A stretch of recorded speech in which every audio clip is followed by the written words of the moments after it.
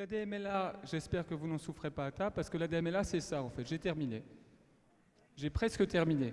En fait, c'est une pathologie rétinienne, dégénérative, qui touche les patients âgés et qui se traduit par l'atteinte du centre de la rétine qui s'appelle la macula et qui se traduit donc cliniquement par un scotome central, une tache noire que vous voyez au centre. Vous ne pouvez plus faire vos chèques, par exemple, pour la Fondation Alvinor. Et cette pathologie est très fréquente puisqu'elle touche environ 6% de la population après 65 ans. Donc c'est majeur. Et malheureusement, cette pathologie on ne connaît pas précisément la cause qui amène à l'apparition de cette pathologie.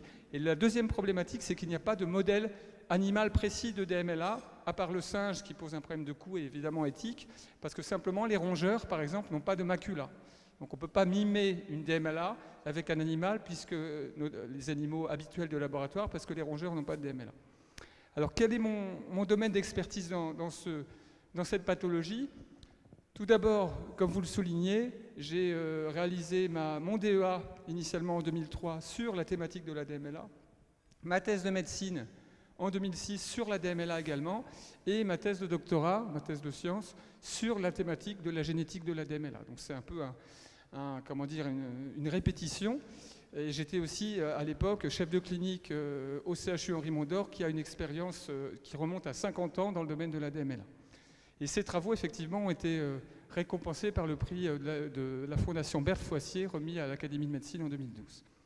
D'autre part, dans le domaine de la DMLA, j'ai une expertise. Je suis relecteur pour le journal Nature sur certains articles dans la DMLA, par exemple, et j'ai j'ai réalisé, publié 60 articles à peu près de niveau international en anglais, dont une grande partie porte sur la DMLA. Alors ça, c'est pour mon expertise. Le projet en lui-même, en quoi il consiste? En fait, simplement, il y a différentes sortes de cellules souches. Il y a les cellules souches embryonnaires qui posent, vous le savez, des problèmes éthiques en France et dans d'autres pays. Et il y a les cellules souches issues des cellules de votre corps qu'on peut prélever chez l'adulte, notamment des cellules du sang, qui ne sont pas des cellules souches, mais qu'on peut transformer en cellules pluripotentes induites. Et ces cellules, après, on peut les retransformer en cellules de la rétine. Alors, le projet comporte évidemment une interface très importante entre le service clinique du CHU, le service d'ophtalmologie, et une unité INSERM incluse dans le PBS, qui est l'unité du LNEC, le laboratoire de neurosciences expérimentales et cliniques, car au CHU, on pourra établir et récupérer du matériel sanguin de patients dans le cadre de collections biologiques qui ont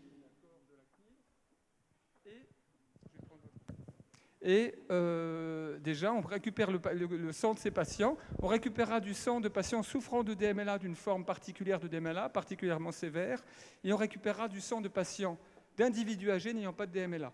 Et le but, c'est de transformer leurs cellules du sang en cellules souches pluripotentes induites, puis après en cellules de la rétine, pour simplement contrôler ces deux groupes de patients, pour essayer de comprendre comment l'un va développer une DMLA et pas l'autre. Alors la recherche, vous l'avez compris, c'est de l'argent. Aussi, malheureusement, mais c'est important. Si vous allez en grande surface faire vos courses et vous n'avez ni le chéquier ni la carte bleue, on vous laissera pas passer avec votre caddie. C'est pareil pour nous.